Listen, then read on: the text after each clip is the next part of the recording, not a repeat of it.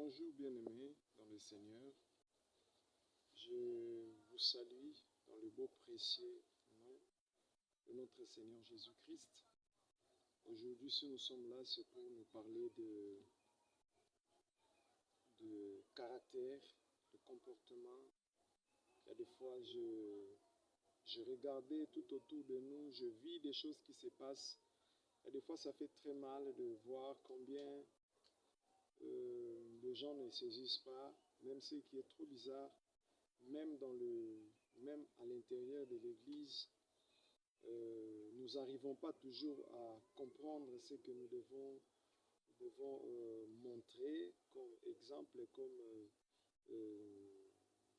donc je peux dire une lumière dans une ville. Donc comme le Seigneur a dit dans Luc chapitre 11, verset 33 à 35, il a essayé de donner une lumière sur le caractère, le comportement. Il dit, on ne peut pas prendre une lampe, le cacher, donc le mettre le cacher sous une table, non. Il faut le mettre en haut pour que ça éclaire. Donc lorsque Christ parlait de ça, il parlait du caractère, il parlait du comportement que nous devons avoir étant que chrétiens, étant qu'enfants de Dieu. Il a dit, c'est étonnable, ce n'est pas correct de voir quelqu'un s'inventer, de dire qu'il est chrétien, enfant de Dieu, mais son caractère ne donne pas l'image de Dieu. Son caractère fait peur même aux gens de venir auprès de Dieu. Certaines personnes se disent, mais si lui qui est chrétien, c'est lui qui est censé être un modèle pour nous, et il a un caractère bizarre comme ça, donc nous ne trouvons pas l'importance d'aller lui suivre pour la prière. Donc, vous voyez, soit pour être dans sa vie, dans ce qu'il fait. Donc, il y a des fois, les gens sont totalement découragés. Il y a même des personnes qui sont devenues de pierres d'achoppement pour certaines personnes qui ont commencé la vie chrétienne très tôt. Ils sont retournés dans le monde par leur caractère, par leur comportement. Lorsqu'ils vous voient, vous êtes enfant de Dieu, vous êtes chrétien, mais il y a de personnes qui viennent à l'église, mais ils vous trouvent un peu trop sale, donc dans votre caractère, dans votre comportement, ça va les faire fuir. Voyez. Donc c'est très important. Et aujourd'hui, je vais plus parler sur le caractère. Dans mon exhortation et plus se centrer sur le caractère. Parce qu'aujourd'hui, j'ai compris des choses qui se passent même dans le milieu des chrétiens, à l'église. Il y a des fois, je me dis, est-ce que nous sommes conscients que nous portons en nous Christ? Vous voyez, donc c'est quelque chose qui me fait toujours penser de ce qui se passe. Je me dis, mais c'est comme si le monde est à l'église. Et si on veut trouver l'église, on le trouve peut-être dans le monde. Et c'est une controverse. Or, on devait trouver l'église à l'église. Cela veut dire, quand je parle d'église à l'église, cela veut dire deux hommes église. Et puis le monde, cela veut dire homme au monde. Donc on ne peut pas commencer à avoir la contradiction, parce que la Bible nous dit il y a des hommes intelligents, il y a des hommes animaux, il y a des animaux aussi. Donc vous voyez, donc c'est maintenant les contraires. Les contraires, pourquoi les animaux ne savent pas certaines règles des choses. Il y a des choses pour des animaux, ils peuvent se bagarrer à tout moment. Ils peuvent, donc je ne sais pas dire tout ce qui peut se passer, mais pour les animaux, il y a des choses qui peuvent commencer à se passer de manière bizarre, sans qu'eux-mêmes les contrôlent, sans qu'eux-mêmes savent ce qu'ils veulent. Mais pour les humains tels que nous sommes appelés à refléter l'image réelle de notre Dieu, l'image de Jésus-Christ, l'image du Christ. Nous devons les refléter. Mais comment les refléter? Nous pouvons pouvons refléter cette image que par notre caractère. Lorsque les gens veulent voir Dieu, on peut voir Dieu lorsque nous nous parlons. C'est quand moi j'ouvre ma bouche que les gens peuvent voir Dieu au travers de ma bouche. Ma bouche peut refléter la manière dont Dieu s'exprime. Notre Dieu n'est pas impoli. Dieu respecte tout le monde. Il est le créateur. Mais il prend soin et il respecte des hommes que lui-même a créés. Et voilà pourquoi on peut comprendre que Dieu n'impose personne. Dieu n'impose pas. Dieu oriente. Dieu nous conseille. Dieu nous dirige. Il ne nous dirige pas avec de... bon, il y a des cas un peu particuliers, je vais un peu nous expliquer. Il y a des personnes aussi, Dieu les impose. Ça, ce sont des personnes que Dieu, il les a créées pour des missions spécifiques, donc des missions un peu particulières, des missions, des tâches que personne ne le fera, donc ces catégories de ces personnes, ces genres de personnes-là, Dieu Dieu les impose. Il y a des fois des choses à faire que lui seul Dieu, il veut qu'ils fassent, qu'ils fassent ça. Donc c'est un peu ça.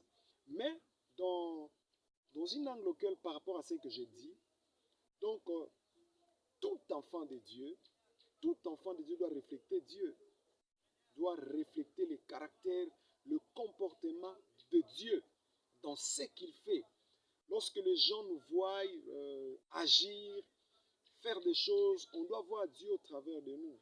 Ce n'est pas qu'on est enfant de Dieu, mais lorsqu'on regarde notre caractère, on regarde ce qu'on fait, on se pose des questions. Est-ce que nous sommes réellement le fils ou le vrai fils de Dieu, si je peux dire ça? Parce que lorsque Dieu nous adopte, nous devenons d'office ses enfants. Donc, nous portons en nous directement les ADN de Dieu. Donc, cela veut dire notre caractère, notre façon de parler, notre façon de voir les choses, notre façon d'entendre et d'écouter, notre cœur, notre comportement, notre réaction, nos agissements doivent être à la manière de Dieu. Nous devons agir, nous devons nous comporter comme Dieu, nous devons faire les choses comme Dieu, pas comme tout le monde. Et c'est comme ça que Jésus parle de cette lumière. Il parle de cette lumière qu'on ne peut pas cacher. On ne cache pas la lumière. On l'expose pour que cette lumière éclaire. Il dit, si ton œil est dans un mauvais état, tu sais, donc tout ton corps sera dans le noir. L'œil représente le caractère, représente le comportement que nous avons.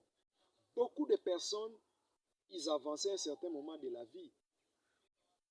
Ils se retrouvaient dans un endroit, dans un cadre, ils pouvaient aller plus loin. Mais son caractère l'a empêché d'aller plus loin parce que le caractère peut chasser les gens tout autour de toi. Ton caractère aussi peut attirer les gens. Écoutez, l'onction de Dieu est très importante. Tu peux avoir l'influence surnaturelle de l'esprit. L'onction de Dieu va attirer les gens vers toi. Les gens viendront parce que tu as l'onction de Dieu. Les gens vont venir. Mais les gens vont rester avec toi par rapport à ton caractère. Voilà pourquoi même lorsque nous lisons la Bible, nous voyons qu'il y a des prophètes, ils avaient des paroles authentiques de Dieu. Lorsqu'ils ouvrent la bouche, ils parlent, c'est Dieu qui parle. Mais Dieu ne les a pas gardés dans un confort de la royauté, tu vois. Il y a certains prophètes, ils venaient à un certain moment, ils parlaient avec le roi et puis ils partaient. Mais il y a des prophètes qui restaient avec le roi. Donc cela veut dire, il y a des endroits, tu peux rester que si ton caractère, tu as un caractère bon, tu as un caractère qui dégage un parfum de bonne odeur. Il y a des caractères qui dégagent le parfum, qui ne libèrent pas une bonne odeur, mais l'odeur, je peux dire l'odeur de mort, l'odeur pas bien. Mais il y a des caractères qui libèrent l'odeur de vie. Vous voyez, le caractère de, lorsque tu parles, on sent la vie dans tes paroles. Lorsque tu poses tes actes, on voit la positivité dans les actes que tu poses. Lorsque tu réagis, on voit les réactions de Dieu. Donc Dieu réagit au travers de toi. Mais souvent, c'est un grand danger aujourd'hui que j'ai constaté dans mon pays, la DRC. Je vis que nous sommes totalement perdus. Et c'est très compliqué, vivre dans un pays auquel il n'y a pas de repères.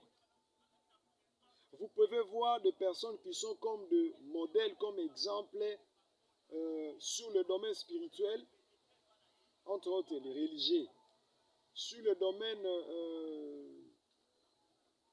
économique ou sur le plan commercial, et puis sur le plan politique, sur le plan artistique, sur d'autres domaines que je ne peux pas citer parce que c'est trop. Mais vous allez vous rendre compte, dans plusieurs domaines, on n'a pas de repères. Pourquoi? Parce que les gens, ils n'ont pas de caractère digne que les gens se disent, je peux me référer de celui-ci. Donc des caractères sales, des caractères bidons, des caractères qui ne reflètent pas vraiment Dieu, qui ne reflètent pas les créateurs. Voyez. Il y a des caractères même, pas seulement parce qu'on est chrétien, mais étant humain, créé à l'image de Dieu. Nous devons, il y a des fois, manifester des caractères de Dieu, manifester des comportements de Dieu. Ça, c'est ce qui plaît à Dieu. Dieu aime ça. Dieu aime que nous puissions refléter ses caractères, refléter ses images. Ça fait vraiment la joie dans le cœur de Dieu. Mais Dieu ne peut pas nous voir là, nous sommes là en train de refléter l'image de Satan, l'image de Lucifer. Oui, le monde, il y a des fois, nous transforme de manière positive, de manière négative. Mais il ne faut pas oublier, nous avons en nous une lumière. Cette lumière, c'est l'Esprit de Dieu qui a fait habiter en nous. Parce que Job dit dans le livre de Job, dans le livre de Job, la Bible dit que en réalité, dans l'homme, c'est l'Esprit qui donne à l'homme l'intelligence. Vous voyez, donc l'homme est esprit. Donc c'est l'Esprit de l'homme qui donne à l'homme l'intelligence. L'intelligence de bien parler, l'intelligence de réfléchir et réagir de manière propre, d'agir de manière bien, de faire les choses de manière très claire et aussi qui va aussi éclairer certaines personnes. Vous savez, quand vous faites quelque chose de manière un peu obscurcie, de manière noire, vous empêchez aux autres de bien faire comme vous. À chaque fois que tu fais des choses, si tu le fais de manière propre, si tu le fais de manière avec clarté, les gens vont plus se référer de toi et ils vont bien faire aussi comme toi. Mais quand tu fais des choses de manière trop noire, pas trop bien, tu vas empêcher aussi des gens de faire comme toi. Et c'est ce que Dieu n'aime pas. C'est ce que souvent Dieu n'aime pas. Et ce que nous devons retenir, nous devons avoir des caractères étant que chrétiens. Je parle d'abord pour les chrétiens. Étant que chrétiens, nous devons avoir des caractères qui donnent aux autres qui ne sont pas encore chrétiens, qui sont païens, la joie d'intégrer ou de venir ou de donner leur vie au Seigneur Jésus. Si on était dans le monde impoli, on est aujourd'hui chrétien impoli encore. On était un grand tireur, quelqu'un qui vivait dans les choses, dans l'immoralité. On est chrétien, on est toujours immoraux. Non, non, non, non, non, ce n'est pas correct. On était bagarreurs, on s'est bagarré trop. Voleurs. On est chrétien, on est toujours voleur, on est toujours bagarré, on est toujours donc violeur, tu violes, donc tu fais des choses bizarres. Même dans des endroits auxquels tu ne peux pas les faire, tu le fais. Ce n'est pas correct, ce n'est pas bon. Écoutez. Donc c'est vraiment important. Et c'est très important, de le savoir et de le bien faire. C'est ce que Dieu nous demande. Un caractère qui reflète Dieu. Nous devons refléter. La Bible dit, nous sommes tous à l'image du Fils de Dieu. C'est cette image-là que Dieu attend de nous. C'est cette image-là que Dieu veut que nous puissions avoir, que Dieu veut que nous puissions refléter. Dieu veut que nous puissions avoir l'image de son Fils. Et c'est cette image-là que Dieu veut que nous puissions avoir. Lorsqu'on parle de l'image, on parle du caractère, on parle du comportement de Dieu. Et le Christ a dit que votre lumière, vous êtes une ville située au-dessus d'une montagne. Vous êtes une ville au-dessus. Cela veut dire toutes les villes d'en bas vous regardent vous. Vous êtes une référence. Lorsque Dieu fait de vous une référence, cela veut dire les gens doivent vous copier. Les gens doivent vivre selon vous. Mais regarde maintenant le caractère que nous reproduisons aujourd'hui à l'église. Je me dis, qu'est-ce qui se passe? À l'église, on trouve des frères impolis, on trouve des sœurs impolies. Des gens qui ne savent même pas garder leur langue propre. Comment une même source peut dégager de bonnes paroles et de mauvaises paroles? Tu vas commencer à prier, tu pries en langue et puis tu vas donner des prophéties. Tu donnes des prophéties, ça vient de qui? Dieu ne peut pas utiliser cette bouche-là, cette langue-là sale. Quand tu sors de la prière, tu ouvres ta bouche, même dans la prière, même dans des moments de retrait, dans des moments à l'église même, tu es là, tu es protocole.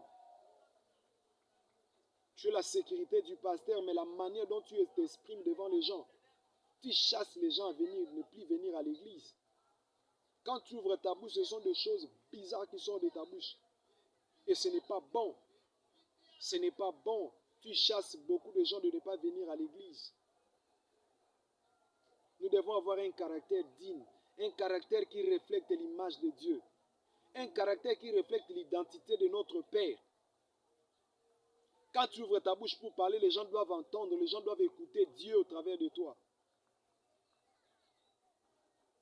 C'est ça ce que Dieu demande.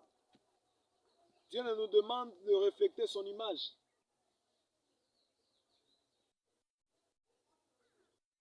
À l'église,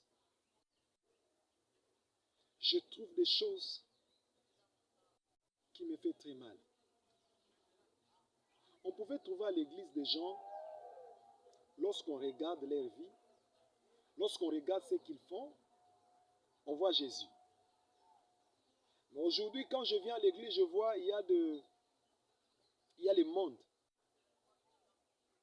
L'église est devenue monde. Exhortation, enseignement, leçon, conseil, que je dis. Je sais que ça peut faire quelque chose dans ta vie que si tu les captes bien et puis tu les gardes et puis tu l'appliques aussi. À l'église, on trouve des gens qui viennent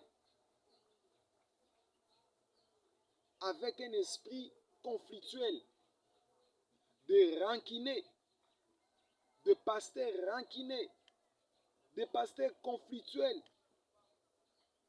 Comme un homme de Dieu, tu vas toi-même dire, même comme ça, celui-là, jusqu'à ma mort. Non, ce n'est pas normal. Dieu ne te donne pas la vie pour faire peur aux autres de vivre. Il y a des caractères, il y a des hommes, ton caractère, ça fait peur aux autres. Tu enlèves aux autres les soucis, tu enlèves aux autres le sentiment de vivre par rapport à la façon de parler. Donc si on te voit, tu viens, certaines personnes ont tendance de fuir parce que tu parles mal. Lorsque tu ouvres ta bouche, c'est que tu es là pour faire que de mal aux autres. Et ce n'est pas bon, ce n'est pas ce que Dieu veut. Dieu veut nous voir. Lorsque les gens, ils manquent la joie au monde, lorsqu'ils viennent à l'église, ils s'approchent de nous, ils trouvent vraiment une famille. L'église, c'est une famille. Mon pasteur m'avait enseigné sur ça. Ça je le garde, ça trop. Que l'église est une famille. Dans une famille, oui, on peut avoir des problèmes. Il peut y avoir des gens qui ont des caractères un peu trop sales. Mais On peut pas prendre tu ne peux pas prendre ton frère ou ta soeur, tu le tues parce qu'il a mal parlé, ou il a mal réagi. Lorsque quelqu'un qui est à ton côté ou quelqu'un qui est avec toi, il a mal agi, ce n'est pas à toi de le réprimer ou de reprendre ce qu'il a fait pour lui montrer comment on venge. Non. Au contraire, la manière de faire, la bonne manière de faire, si quelqu'un te fait du mal, tu dois réagir de manière bien. Cela veut dire, tu lui montres l'aspect positif alors que lui t'a montré l'aspect négatif. Le contraire des négatifs, c'est le positif. Alors si quelqu'un fait des choses de manière négative, toi aussi tu fais de manière négative, vous allez tous marcher dans le noir. C'est ça maintenant ce que la Bible dit. Jésus dit que vous êtes une ville située au-dessus de la montagne. Vous êtes la sel du monde. C'est au travers de vous qu'on peut, les choses peuvent changer. Chrétien, on te place dans une entreprise.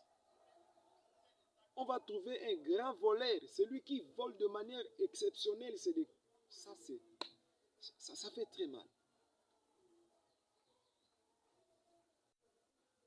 Chrétien, une sœur chrétienne, vous lui placez seulement dans un endroit auquel il y a plus de hommes qui viennent, il y a des fois des hommes, de mecs là qui viennent avec des voitures, avec de l'argent.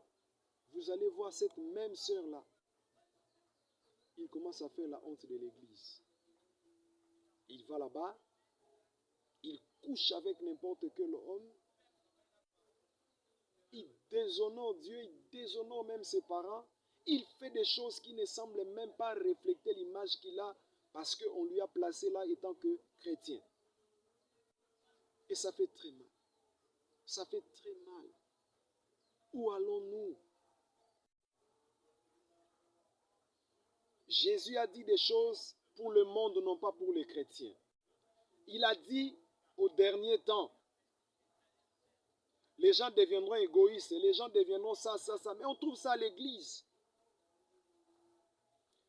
Aujourd'hui, on a les églises des égoïstes. Les églises auxquelles celui qui est le responsable numéro 1, il combat celui qui les suit. Ce n'est pas normal. À l'église, on ne peut pas voir des choses comme ça. À l'église actuelle, l'église du temps de la fin, c'est l'église auquel on doit associer et les dons, on doit associer le matériel, on doit associer toutes ces choses ensemble.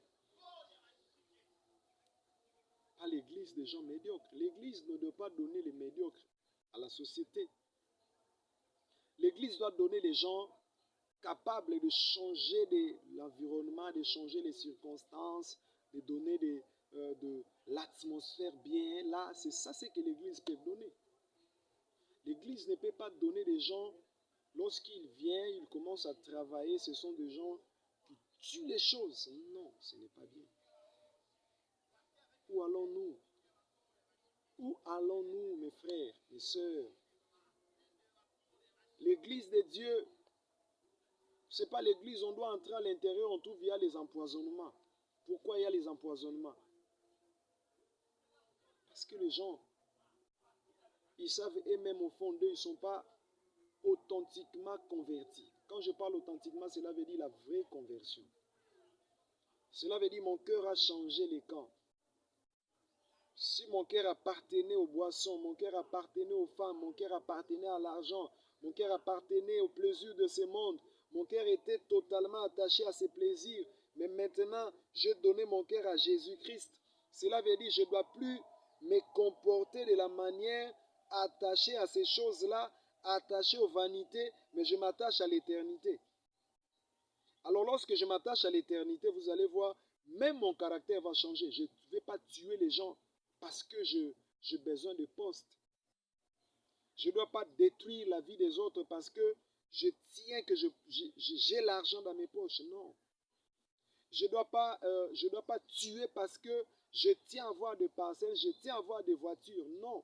Pourquoi tuer parce que tu as besoin de voitures?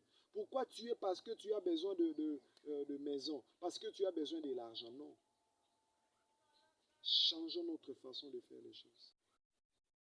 L'église de Dieu, c'est l'endroit auquel, lorsque tu parles, on doit attendre l'amour dans tes paroles.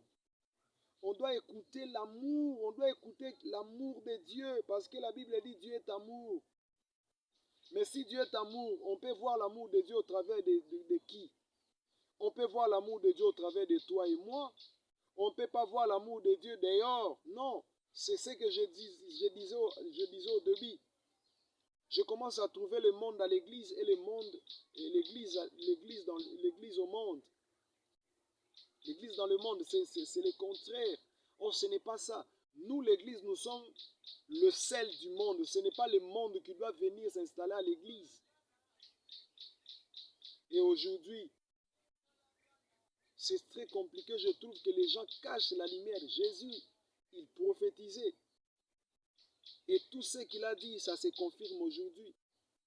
Aujourd'hui, à l'église, vous pouvez voir un pasteur, il préfère prendre la vraie lumière, la lumière qui est Christ. Il prend cette lumière, il les cache. Et puis il prend le ténèbre, parce que le diable n'a jamais eu la lumière. Donc, il se déguise. On ne dit pas que non, il est lumière. Il était lumière quand il était auprès de Dieu. Parce que la lumière, c'est Dieu. Jésus a dit, je suis la lumière. Donc, c'est Jésus qui est lumière. Lucifer, il était lumière. Mais lorsqu'il a porté maintenant sa connotation, il a porté maintenant et donc, ce qu'il est devenu, il n'est plus lumière, il est ténèbres. Donc, l'homme de Dieu, il va ici, il se trompe par lui-même, il prend les ténèbres, il place ça à l'église. Et tu peux voir, tout le monde, les gens sont devenus dans le noir. Même lorsqu'il fait des bêtises, il y a des gens qui l'acclament. Lorsqu'il commet l'adultère, les gens l'acclament. Lorsqu'il ment, en train d'enseigner sur chair, il ment et les gens acclament les mensonges. La vérité a disparu à l'église. On ne reconnaît plus la vérité. Où est cette vérité qui est le fondement des apôtres? Les fondements, les bases, la doctrine de l'église, la vérité, la justice, la sainteté, la piété. Donc ça, le fondement, le base de l'église n'est plus. On commence à voir l'église des apparences. Les églises seulement image église, mais pas l'église réelle, l'église que Dieu veut à ce temps de la fin. Où est cette église? À l'église, on trouve des lesbiennes. Et ils sont là, proches du pasteur. On trouve des pasteurs pédophilines, on trouve des pasteurs homosexuels. Dans l'homosexualité, alors ils sont dans l'église. Mais où est-ce que vous avez caché cette lumière de Jésus-Christ? Ça se trouve où cette lumière de Jésus-Christ? Je me demande pourquoi vous avez cherché à cacher la lumière de Jésus et faire apparaître les ténèbres qui est le noir. Jésus a besoin de vous, homme de Dieu. Jésus a besoin de vous. Où est-ce que vous avez mis cette lumière de Dieu? Vous avez chassé la lumière de Dieu pour faire asseoir les ténèbres à l'église. Ça fait très mal aujourd'hui. Devant nous avons plus de pasteurs occultistes que de pasteurs appelés par Dieu. Même ceux qui avaient des appels authentiques de Dieu, c'était vraiment clair, authentique, les hommes appelés par Dieu. Aujourd'hui, ils ont jeté le manteau de Dieu pour porter le manteau des ténèbres. Attention, toi, chrétien, enfant de Dieu, je peux même dire soi-disant enfant de Dieu, allez prier n'importe où. Non. À ce temps de la fin, faites très attention. Faites très attention. Il y a des lieux, il ne faut pas entrer. Il y a des endroits, il ne faut même pas aller. Il y a déjà des synagogues, des églises de Satan. Vous voyez quelqu'un, vous prêchez bien, il vous enseigne, il parle même sur Jésus, il parle de sainte doctrine, il parle même sur le Saint-Esprit, il vous enseigne sur l'onction, il vous enseigne sur le mystère de je ne sais quoi, il vous enseigne même sur les eschatologies. Il vous enseigne même sur la sainteté de Dieu. Mais lorsque vous regardez sa vie privée, lorsque vous suivez à la lettre sa vie privée, vous allez vous mordre. Et vous allez dire, mais comment? Écoutez, c'est le temps que l'Église doit montrer sa vraie image pour le monde. C'est le temps que l'Église doit montrer. C'est le temps que l'Église doit refléter l'image du Père pour que le monde reçoive l'Évangile. Nous avons connu dans mon pays ici, il y a des années auxquelles lorsque on prêchait l'Évangile comme ça, on voyait les gens abandonner la sorcellerie. Il y avait des gens qui prenaient des fétiches, ils amenaient ça. Mais aujourd'hui, où sont parties ces choses-là? J'ai compris que ce même charlatan, ce magicien, ce marabout-là, ils sont entrés à l'église. Ce sont eux qui sont devenus des voyants d'aujourd'hui. Attention, quel temps sommes-nous? Nous sommes à quelle époque, à quel temps? Un temps auquel il faut faire très attention. Ne réponds pas à toutes les invitations qu'on te donne. Viens prier chez nous, tu pars. Tu iras en enfer par ton ignorance. L'ignorance ne pardonne pas. Parce que tu ne connais pas que ces filles-là, ça fait passer le courant électrique. Le courant est là et tu vas aller toucher là. Tu vas quitter la terre des humains. Tu vas mourir. Tu mourras. Et c'est aussi comme ça. Quand tu vis dans l'ignorance, tu mourras aussi par l'ignorance. La Bible dit, dans Osée chapitre 4, verset 6, la Bible dit, « Mon peuple est détruit parce qu'il lui manque la connaissance. » Et Dieu dit encore, Dieu, il redonne encore pour que nous puissions comprendre l'importance de la connaissance. Il dit, si tu rejettes ma connaissance parce que tu as rejeté la connaissance, moi aussi je vais te rejeter. Penses-tu qu'en étant en église, tu es déjà sauvé? Oui. Oui, tu as reçu Jésus-Christ, c'est une bonne chose. Mais regarde maintenant ta façon de vivre, regarde maintenant le caractère auquel tu donnes, la manière dont tu vis. Certaines personnes, lorsqu'ils te regardent, ils se disent, est-ce que c'est vraiment un chrétien? Est-ce qu'il est chrétien? Est-ce que celui-là aussi c'est un chrétien? Non. Lorsque tu lis la Bible dans les épîtres de Paul, chrétien, ce n'était pas Paul qui a dit qu'ils étaient chrétiens, non. C'était une catégorie de gens qu'on regardait leur façon de vivre, qu'on voyait leur manière de faire les choses, on voyait Christ en eux. C'est comme ça